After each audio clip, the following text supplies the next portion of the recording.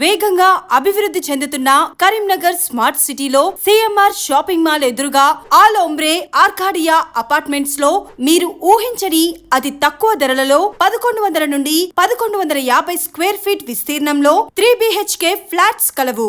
మా ప్రత్యేకతలు నిరంతరం సీసీ కెమెరా పర్యవేక్షణ, పార్కింగ్ సదుపాయం మరియు లిఫ్ట్ సౌకర్యం కలదు. 24 గంటల పాటు సెక్యూరిటీ గార్డ్ పర్యవేక్షణ.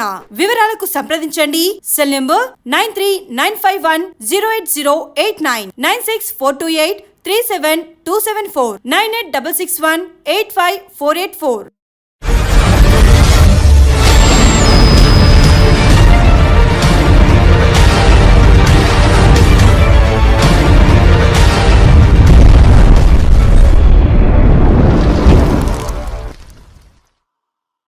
Welcome to public TV news. బులెటిన్ల ముందుగా హెడ్లైన్స్. కేంద్ర మంత్రులు రాజీనామా చేయాలి, ఎమ్మెల్యే కోరం కనకయ్య.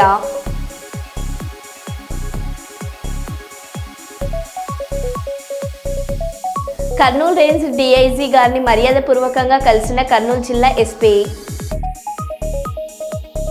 జనగామ జిల్లా పాలకుర్తి మండల కేంద్రంలోని ఎమ్మెల్యే క్యాంపు కార్యాలయంలో ఎమ్మెల్యే మామిడాల యశస్విన్ రెడ్డి జన్మదిన వేడుకలు.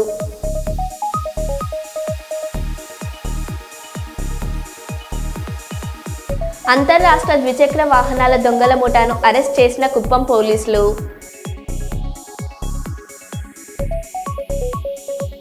పెద్దపల్లి జిల్లా కేంద్రంలోని అయ్యప్ప ఆలయం వద్ద తెలంగాణ తల్లికి పుష్పాంజలి ఘటించిన కవిత.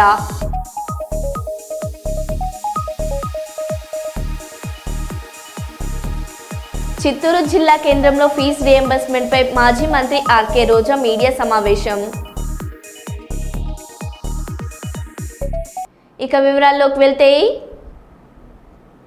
భాజపా హన్మకొండ జిల్లా నూతన అధ్యక్షుడిగా కొలన్ సతీష్ రెడ్డి బాధ్యతలు స్వీకరించారు. ఈ సందర్భంగా సోమవారం హన్మకొండ జిల్లా బీజేపీ పార్టీ కార్యాలయంలో ఏర్పాటు చేసిన మీడియా సమావేశంలో కొలన్ సతీష్ రెడ్డి మాట్లాడుతూ, బీజేపీ లాంటి పార్టీలో కష్టపడితే గుర్తింపు వస్తుందనడానికి తానే నిదర్శనమని అన్నారు. గతంలో తాను ఏబీవీపీ కార్యకర్తగా పనిచేశానన్నారు. తనకు పార్టీ కార్పొరేటర్గా పోటీ చేసే అవకాశం కల్పించిందని తెలిపారు. తనను నమ్మి రాష్ట్ర నాయకత్వం హన్మకొండ జిల్లా బాధ్యతలు అప్పగించిన ప్రత్యేక కృతజ్ఞతలు తెలిపారు. రానున్న మున్సిపాలిటీ ఎన్నికల్లో బీజేపీ పార్టీకి మంచి ఫలితాలు వస్తాయని ఆశాభావం వ్యక్తం చేశారు. జిల్లా వ్యాప్తంగా బీజేపీ పార్టీని బలోపేతం చేయడమే తన ముందున్న లక్ష్యమని కొలన్ సంతోష్ రెడ్డి తెలిపారు. దానికి వచ్చేసిన ప్రింట్ అండ్ ఎలక్ట్రానిక్ మిత్రులందరికీ పేరు పేరిన ధన్యవాదాలు. పార్టీ రాష్ట్రంలో వేగంగా అధికార వైపు దూసుకుపోతుంది. జిల్లా అధ్యక్షులను ఎన్నిక చేయడం జరిగింది. ఈరోజు వాతావరణం పండుగ వాతావరణంలాగా ఉంది. మీ అందరితోటి కలుపుకొని మీరు సహకారంతో నేను ముందుకెళ్తానని మీ అందరికీ పేరు పేరున ధన్యవాదాలు తెలియజేస్తున్నాను.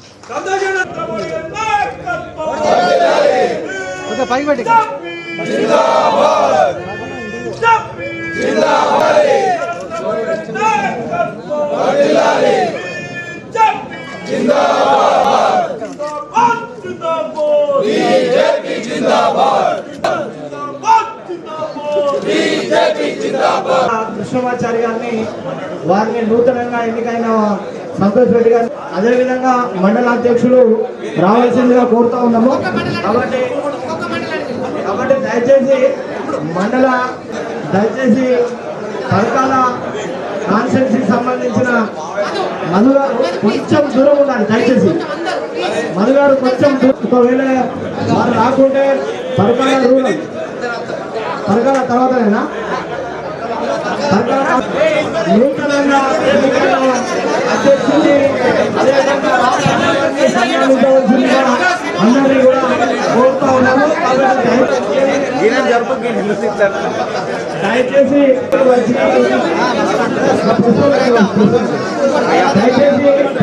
నాలుగో డివిజన్ సంబంధించిన నాయకులు దయచేసి దాంతో మండల అధ్యక్షులు, జిల్లా పార్టీలు అందరూ కూడా నూతనంగా ఎన్నికైన కొలన్ సంతోష్ రెడ్డి గారిని సన్మానించిన తర్వాత దయచేసి డివిజన్ వాళ్ళకు నాకు ఏ రోజైతే అధ్యక్ష స్థానం ఇచ్చినప్పటి నుంచి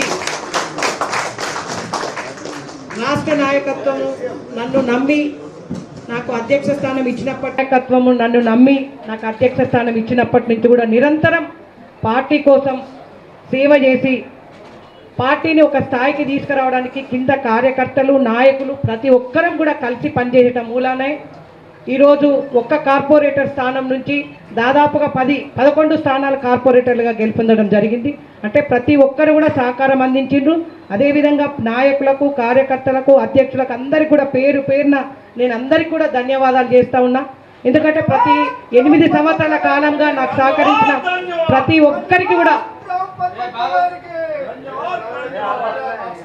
ఒక్కరికి కూడా నేను ధన్యవాదాలు తెలియజేస్తా ఉన్నా.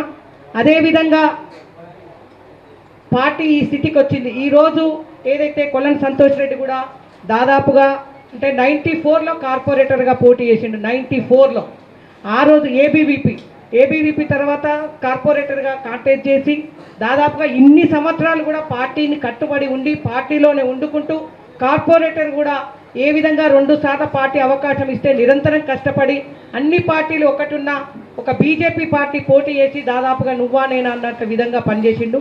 అంటే ఎప్పటికీ కూడా కొలను సంతోష్ రెడ్డి నాయకత్వము అన్నీ కూడా ఉన్నాయి. కానీ ఎప్పుడు కూడా ముందుకు రాకుండా ఇప్పుడు ఏదైతే జనరల్ సెక్రటరీగా నేను అధ్యక్షురాలుగా ఉన్నప్పటి నుంచి కూడా జనరల్ సెక్రటరీగా నాతో పనిచేసి ప్రతి కార్యక్రమంలో నాకు సహకారం అందిస్తూ ఇక్కడి వరకు వచ్చిండు.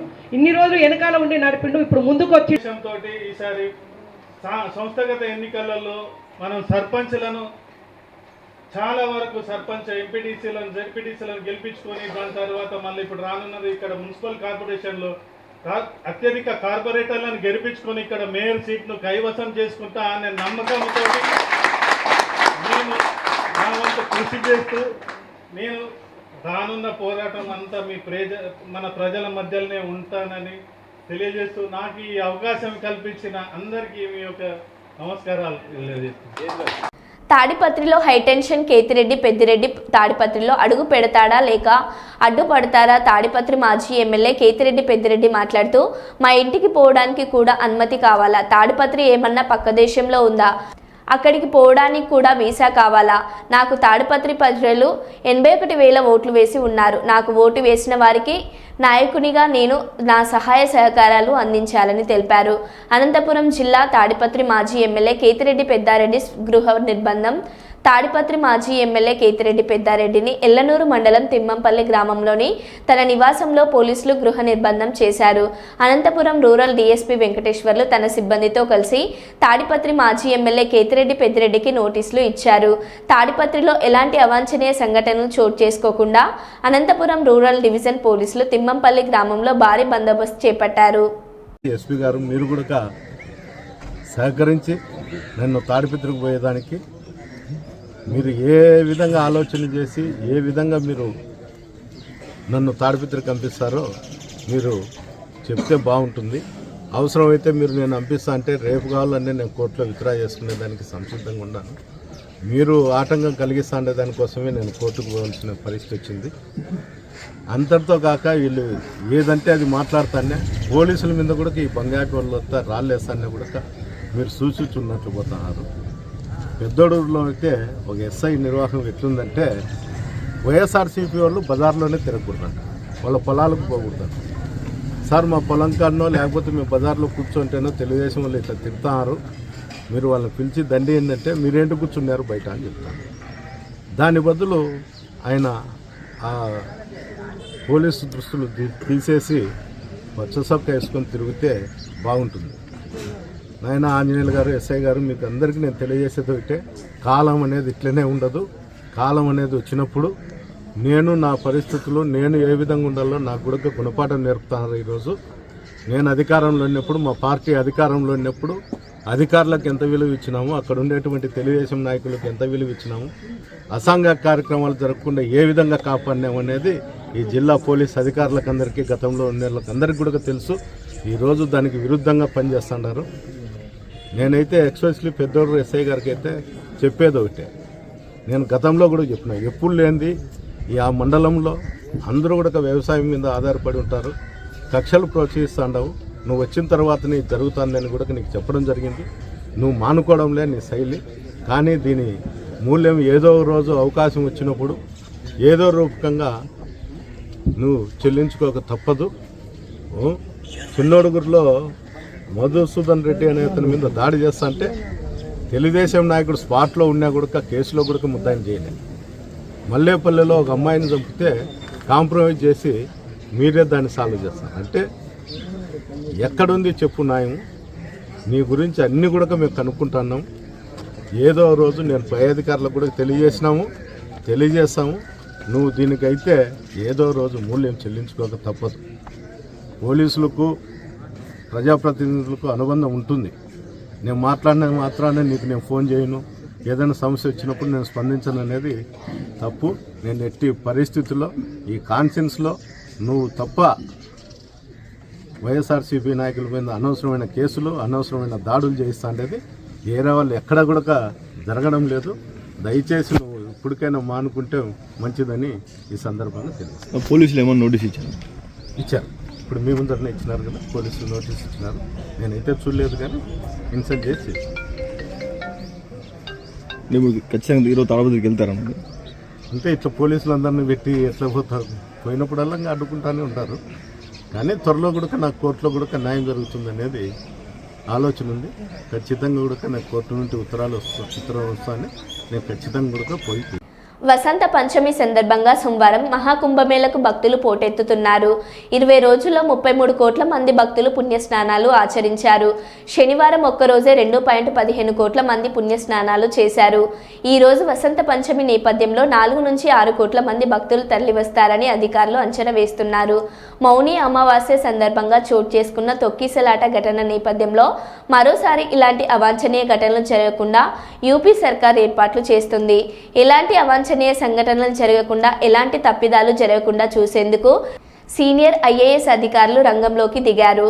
జనవరి 13న కుంభమేళ ప్రారంభం కాగా ఫిబ్రవరి 1వ తేదీ వరకు ప్రయాగ్రాజ్లో 33.61 కోట్ల మంది భక్తులు పుణ్యస్నానాలు చేసినట్లు యూపీ ప్రభుత్వం ప్రకటించింది. सोनाली महाराजगंज के रहने वाले हैं। गीता देवी पूरी बच्ची महिलाओं एवं बच्चों के शिविर में आपका इंतजार कर रही हैं। गायत्री देवी महादेव चर्च सेमरिया कोलवर थाना भोजपुर आरा की रहने वाली हैं। कुसुम देवी पूरी बच्ची महिलाओं और बच्चों के शिविर में आपका इंतजार कर रही हैं। गोपाल ग्राम लखनपट्टी जिला समस्तीपुर के रहने वाले हैं। महारूपी देवी చిత్తూరు జిల్లా కేంద్రంలో ఫీజు రియంబర్స్మెంట్ పై మాజీ మంత్రి ఆర్కే రోజా మీడియా సమావేశం నిర్వహించారు. ఎందుకంటే మీరు చూస్తే ఈరోజు ఫీజు రియంబర్స్మెంట్ బకాయిలు, విద్యా దీవెన, వసతి దీవెన బకాయిలు చెల్లించకపోవడం వల్ల విద్యార్థులు చాలా ఇబ్బంది పడుతున్నారు. కాబట్టి మీరు వెంటనే ఈ బకాయిలను చెల్లించాలి. లేదంటే 5వ తేదీ లోపల చెల్లించకపోతే వైఎస్ఆర్ కాంగ్రెస్ పార్టీ విద్యార్థులు వారి తల్లిదండ్రులతో కలిసి ఫీజు పోరు పెద్ద ఎత్తున చేయబోతున్నామని కూడా హెచ్చరిస్తున్నాం. ఎందుకంటే ఈ రాష్ట్రంలో డిగ్రీ, ఇంజనీరింగ్, పీజీ చదువుతున్న పేద మధ్య తరగతి విద్యార్థులకి కట్టాల్సిన 3,900 కోట్ల ఫీజు రియంబర్స్మెంట్, స్కాలర్షిప్ బకాయిలు ఇంతవరకు కట్టలేదు. సో 4 క్వార్టర్స్ కి సంబంధించిన ఈ ఫీజు బకాయిల్ని ప్రభుత్వం చెల్లించకపోతే ఆ పేద విద్యార్థులు చదువుకు దూరం కారా? మీకు ఈ విషయం అర్థం కావటం లేదా అని ప్రశ్నిస్తున్నాం. ఎందుకంటే ఈరోజు చంద్రబాబు నాయుడు గారు ముఖ్యమంత్రి అయిన రోజు నుంచి దాదాపుగా 7 నెలలు అవుతుంది. ఈ ఫీజు రియంబర్స్మెంట్ కోసం, వసతి దీవెన, విద్యా దీవెన కోసం ₹1 కూడా చెల్లించకపోవడం సిగ్గుచేటని కూడా ఈ సందర్భంగా తెలియజేసుకుంటున్నాం. ఎందుకంటే ఆనాడు వైఎస్ఆర్ గారు పెద్ద చదువులు ఉన్నవారికే కూడా ఎలా చెల్లించుకుంటూ వస్తున్నారో మనం చూసాం. సో ఎప్పుడూ కూడా ఒక ప్రభుత్వం మారినప్పుడు గత ప్రభుత్వంలో బకాయిలు ఉంటే వాటిని తీర్చాల్సిన బాధ్యత ఆ అధికారంలోకి వచ్చిన పార్టీకి ఉంటుంది. కానీ అధికారంలోకి వచ్చిన తర్వాత ఈరోజు చేతులు దులుపుకొని పేద విద్యార్థుల చదువుని దూరం చేసి మళ్లీ ఇతండంగా, విచిత్రంగా మాట్లాడటం ఎంతవరకు సమంజసమని నేను ప్రశ్నిస్తున్నా. అండ్ ఈరోజు మీరు చూస్తే ఇది చంద్రబాబు నాయుడికి ఇది కొత్త ఏం కాదు, మీరు గతంలో కూడా చూశారు. ఎందుకంటే పేదవాళ్ళంటే చంద్రబాబు నాయుడికి చిరాకు. పేదవాళ్ళు మనుషులు కారనా, వాళ్ళకి చదువు అవసరం లేదనుకుంటారో ఏంటో నాకు తెలియదు. కానీ వైఎస్ఆర్సీ లేదు, కనీసం డిఏ కూడా ఇవ్వకపోవటం ఈ రాష్ట్ర ప్రజలందరూ మేధావులందరూ కూడా గమనించాలని కూడా కోరుకుంటున్నాను. ఎందుకంటే ఒకవైపు జగన్మోహన్ రెడ్డి గారిని తిట్టడానికే టైంని స్పెండ్ చేస్తున్నారు, కానీ వాళ్ళు ఎన్నికల్లో ఏం ప్రచారం చేశాం, ఏ సంక్షేమాన్ని అందిస్తాం, ఏ అభివృద్ధిని అందిస్తామని చెప్పిన ఆయన చేయకపోతే నేను ప్రశ్నిస్తాను అని మాట్లాడారు. మరి ఈరోజు పవన్ కళ్యాణ్ గారు ఈ సంవత్సరం ఇవ్వాల్సిన తల్లికి వందనం, రైతు భరోసా, నిరుద్యోగ భృతి, ఫ్రీ బస్సు, ఆడబిడ్డ నది ఎవరిస్తారు? మీరిస్తారా? చంద్రబాబు నాయుడుతో ఇప్పిస్తారా? మరి ఇంతవరకు ఇవ్వలేదు కదా. మరి ఎందుకు మీరు ఈ కోట్లాది మంది ప్రజల తరఫున నిలబడి చంద్రబాబు నాయుడిని నిలదీయట్లేదు? ఏం అడ్డం వస్తుంది మీకు అని ప్రశ్నిస్తున్నా. ఈరోజు ఎంత దారుణంగా తయారయ్యారంటే, నేను నా కొడుకు పవన్ కళ్యాణ్ గారు అధికారంలోకి వచ్చేసాం కాబట్టి ఈ రాష్ట్ర ప్రజలు ఏమైపోయినా పర్వాలేదు, వీళ్ళకి మనం చెప్పింది ఏది చేయాల్సిన అవసరం లేదు అని ఎంత కేర్లెస్ గా ఈ ప్రభుత్వంలో ఉన్న పెద్దలు ప్రవర్తిస్తున్నారో మనకి కూడా పనిచేయట్లేదు. అసలు వీళ్ళు చేసిన ప్రచారం ఎలా ఉంది అంటే, రామానాయుడు గారు సైకిల్ వేసుకొని ఒక ఇంటికి వస్తారు, ఈ రోజుకి కూడా ఎక్కడ చూసినా అది వాట్సాప్ లో తిరుగుతుంది. నీకు 15,000, నీకు 15,000, నీకు 15,000, నీకు 18,000 అని చిన్నపిల్ల నుంచి పెద్దవాళ్ల వరకు వేలు పెట్టి ప్రతి ఒక్కరికి చూపిస్తూ సైకిల్లో వచ్చి ఈ సైకిల్ కొట్టేస్తే చాలా చేసుకుంటున్నాం. అండ్ ఫైనల్ గా ఒకటి చెప్పాలనుకుంటున్నా, ఈరోజు ప్రభుత్వానికి ఎలా సంక్షేమాన్ని అందించాలి, ఎలా అభివృద్ధి చేయాలని చేతగాకపోతే జగన్మోహన్ రెడ్డి గారిని తిట్టడమో, మాలాంటి వాళ్ళ మీద ట్రోల్స్ చేయటం, వల్గర్ గా పోస్టులు పెట్టడమో కాదు, ఎలా పని చేయాలో జగన్ గారి దగ్గర క్లాసులు తీసుకుంటే నేర్పిస్తారు. చిన్నవాడైనా మొదటిసారి ముఖ్యమంత్రి అయినా ప్రజలకు ఇచ్చిన ప్రతి వాగ్దానాన్ని రాష్ట్రంలో ఎలాంటి పరిస్థితులున్నా కూడా సమర్థవంతంగా అందించి అందరికీ కూడా అన్నలాబట్టి చేయాల్సిన అభివృద్ధి చెయ్యాలి. అంతేగాని బెదిరిస్తే, కేసులు పెడితే, ట్రోల్ చేస్తే భయపడి ఆగిపోతారనుకుంటే మాత్రం అది మీ భ్రమే అని కూడా ఈసారి తెలియజేసుకొని, సో ఫీజు రియంబర్స్మెంట్, అలాగే స్కాలర్షిప్స్, విద్యా దీవెన, వసతి దీవెన బకాయిలు చాలా ఇంపార్టెంట్. ఇది రాజకీయం కాదు, విద్యార్థుల భవిష్యత్తు. దీని మీద దృష్టి పెట్టి పవన్ కళ్యాణ్ గారు. ఫైజాబాద్ ఎంపీ అవధేష్ ప్రసాద్ ప్రెస్ మీట్లో వెక్కి వెక్కి ఏడ్చారు. పక్కనున్న వాళ్ళు ఓదార్చుతున్న కన్నీళ్లు ఆపుకోలేకపోయారు. ఇటీవల యూపీలో ఓ దారుణ ఘటన జరిగింది. 22 ఏళ్ల దళిత యువతి మృతదేహం లభ్యమవడం సంచలనంగా సృష్టించింది. నగ్నంగా ఉన్న డెడ్ బాడీ దొరకడం స్థానికంగా అలజడి రేకెత్తించింది. తమ కూతుర్ని అత్యంత దారుణంగా చంపేసి కాల్వ పక్కన పడేశారని మృతురాలి తల్లిదండ్రులు ఆరోపించారు. ఆమె కళ్ళు పీకేశారని, ఒంటి నిండా గాయాలున్నాయని కన్నులు పెట్టుకున్నారు. ఈ ఘటన గురించి తెలుసుకున్న ఫైజాబాద్ ఎంపీ అవధేష్ ప్రసాద్ తీవ్ర ఆవేదనకు లోనయ్యారు. लोकसभा से भी इस्तीफा दे देंगे, हम बचाने में, हम बेटी की इज्जत बचाने में नाकामयाब हो रहे हैं। इतिहास क्या कहेगा? मारामारी में इतिहास सैकड़ों साल बाद क्या कहेगा? अरे एमपी थे, आप बहुत लड़ाई लड़े हैं मंत्री, कैसे बिटिया के साथ ये हो गया? आपने कितने लोगों को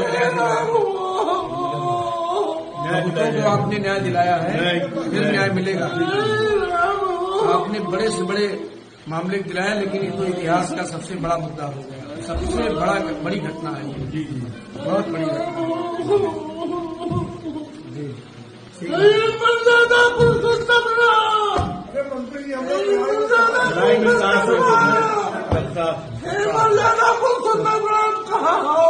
साथ में है। कहाँ हो सीता मैया, कहाँ हो?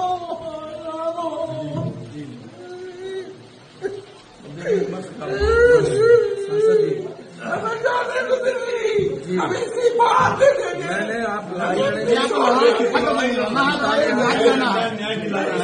को आप लड़ेंगे, नहीं देना, न्याय दिलाना है, न्याय दिलाना है। आप तो हर लड़ाई को लड़ते हैं, लड़ना है, परिवार को न्याय दिलाना है, दोषियों को फांसी दिलानी है, इस्तीफा नहीं देना है आपको इस्तीफा देने के लिए नहीं, परिवार को न्याय दिलाने के लिए, ऐसे दोषियों को सजा दिलाने के लिए आपको चुना गया है, कठोर रूप से के लिए आपको सांसद बनाया। और क्या, जो भी दुर्दांत अपराधी है बख्शे नहीं जाएंगे। आज अफसोस है। తగలబడుతున్న మంగళగిరి కొండ గుర్తు తెలియని వ్యక్తులు నిప్పుపెట్టి ఉండవచ్చని సమాచారం. ఎగువ నుంచి దిగువకు వ్యాపిస్తున్న మంటలు, కొండ దిగువన ఉన్న పురిపాక వాసులు ఆందోళన.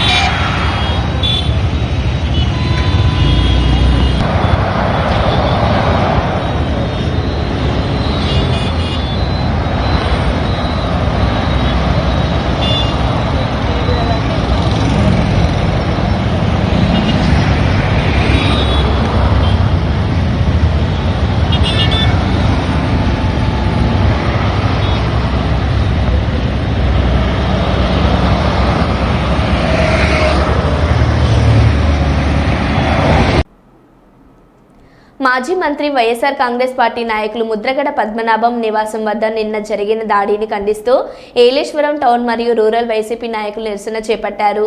ఈ సందర్భంగా వైసీపీ యువ నాయకుడు బదిరెడ్డి గోవింద్ నివాసం వద్ద ఏర్పాటు చేసిన మీడియా సమావేశంలో ఏలేశ్వరం టౌన్ మరియు రూరల్ వైసీపీ పార్టీ అధ్యక్షులు చెడగం వెంకటేశ్వరరావు, గొల్లపల్లి సురేష్, తూర్పు లక్ష్మీపురం ఎంపీటీసీ లక్ష్మీప్రసాద్, నాయకులు సుంకర రాంబాబు, వాగు బలరాం, పైలా విజయ్ కుమార్ తదితరులు మాట్లాడుతూ నిన్న ముద్రగడ నివాసం వద్ద జరిగిన దాడిని తీవ్రంగా ఖండించారు.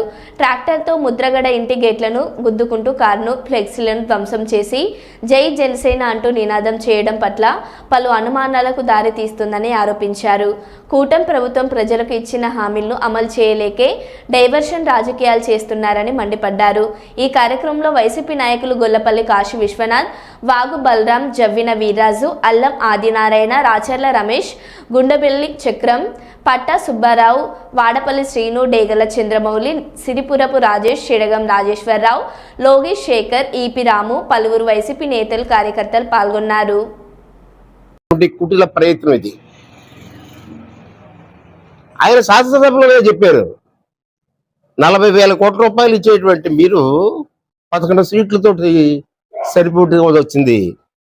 రాబోయే రోజుల్లో మీ ఆ సీట్లు కూడా రావు.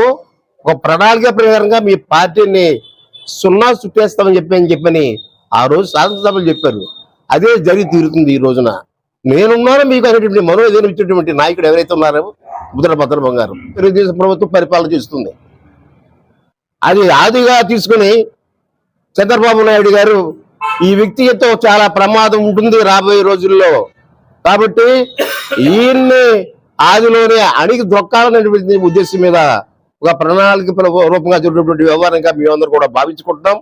దానికి తోడు పక్కన ఉండేటువంటి పిఠాపురంలో ఉండేటువంటి జనసేన పార్టీ అధ్యక్షులు కూడా వారి యొక్క ద్వితీయ శ్రేణి నాయకులు కూడా నిన్న శనివారం నాడు రాత్రి జరిగినటువంటి కార్యక్రమంలో భాగస్వాములయ్యి మా యొక్క ప్రియతమ నాయకుడిని బాధ కలిగేలా చేసేటువంటి పరిస్థితి. భద్రమ్మ గారిని వారి యొక్క కుటుంబాన్ని కూడా ఎవరైనా హాని తలపడితే రాష్ట్ర వ్యాప్తంగా అనేక రకమైనటువంటి సమస్యలు తీసుకొచ్చి రాష్ట్ర ప్రభుత్వాన్ని అస్తవ్యస్తం తీసేటువంటి కార్యక్రమాలు చేపడతామని చెప్పని ఇది హెచ్చరికగా భావిస్తూ మీకు తెలియపరచుకోవడం జరుగుతుంది. కాబట్టి మీరు ఇటువంటి కుటీల కుయ్యత్నాలను కూడా మానుకోవాలని చెప్పి కోరుకుంటూ పత్రిక ద్వారా ఈ యొక్క సందేశం మీకు ఇవ్వడం జరుగుతుంది.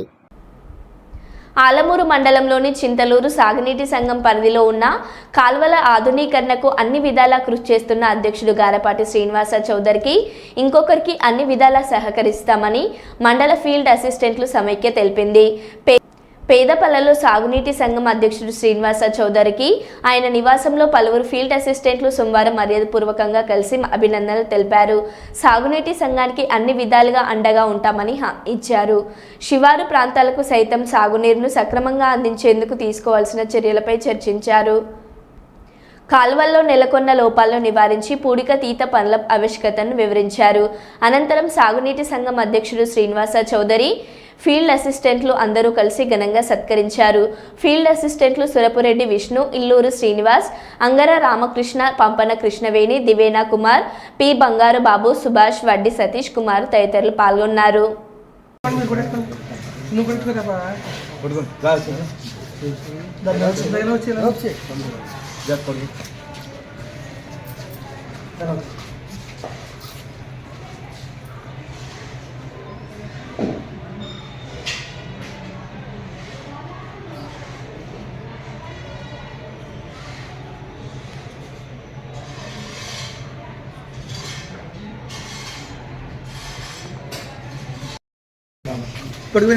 ముందు అర్థమైంటే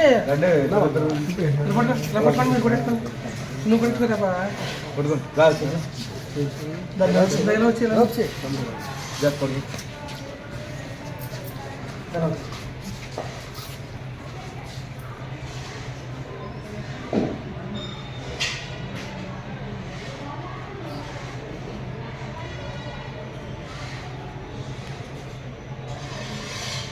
మరో బులెటిన్లో మళ్ళీ కలుద్దాం. Stay tune.